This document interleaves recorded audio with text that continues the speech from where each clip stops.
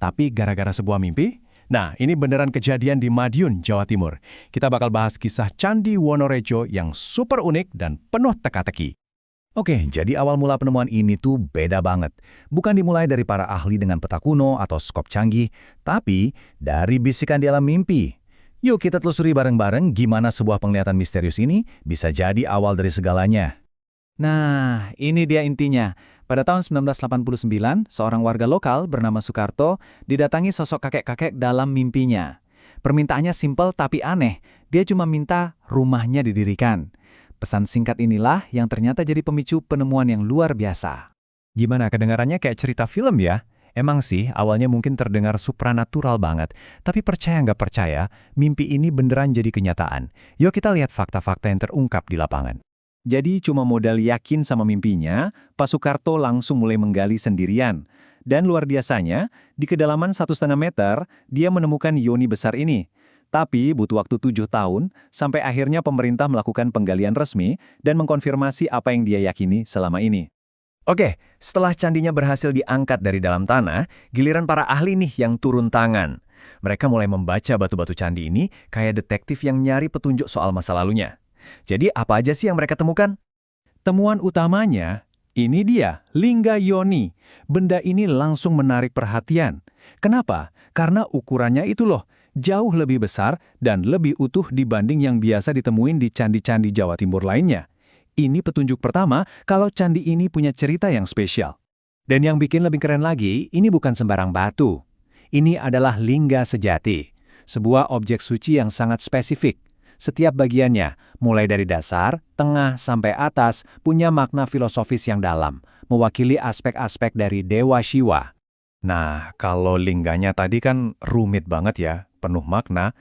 Anehnya, yoninya justru kebalikannya. Polos, sederhana banget. Nggak ada ukiran-ukiran naga atau garuda kayak di candi-candi kerajaan yang megah. Justru kesederhanaan inilah yang jadi petunjuk penting lainnya. Ini nih yang bikin penasaran lagi, kenapa cuma fondasinya yang tersisa? Kemana sisa bangunannya? Kekuatan apa yang bisa menghancurkan candi ini sampai rata dengan tanah? Jadi ada dua tersangka utama di sini. Pertama, bencana alam, mungkin letusan gunung. Tapi yang kedua, dan ini yang buktinya lebih kuat, adalah ulah manusia. Tepatnya para pemburu harta karun zaman dulu. Kuncinya ada di posisi yoni itu pas ditemuin. Bayangin, yoni segede itu bisa terguling masuk ke dalam sumur candi. Ini jelas bukan kejadian alami. Ini sengaja digulingkan oleh orang-orang yang ngincer kotak persembahan berisi emas atau peripih yang mereka kira terkubur di bawahnya. Oke, jadi kemungkinan besar pelakunya manusia, bukan alam. Sekarang, pertanyaan besarnya balik lagi ke awal, sebenarnya candi ini dibangun untuk apa sih? Apa fungsinya? Nah, dari adanya lingga yoni tadi, para ahli jadi yakin kalau ini bukan candi pendarmaan atau semacam makam peringatan untuk seorang raja. Bukan. Ini murni candi pemujaan, sebuah tempat yang khusus didedikasikan untuk menyembah para dewa. Bahkan ada istilah khususnya, namanya pratistasabha.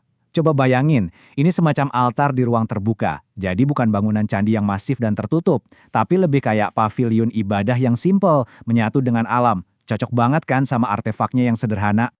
Dan filosofinya, ini dalam banget.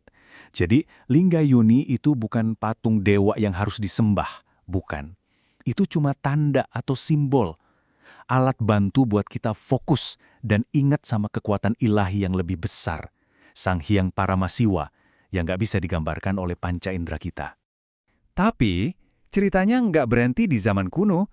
Justru, babak paling keren dari kisah Candi Wonorejo ini terjadi di masa sekarang, berkat orang-orang yang peduli dan menjaganya. Lihat deh, apa yang dilakukan sama masyarakat sekitar. Begitu ditemukan, mereka nggak ngebiarin gitu aja. Mereka langsung gerak cepat, mengamankan lokasi, bahkan sampai bangun pendopo pelindung yang kokoh. Mereka pasang pagar, nyediain brosur gratis buat pengunjung. Mereka jadi pelindung terbesarnya, memastikan sejarah asli candi ini tetap utuh.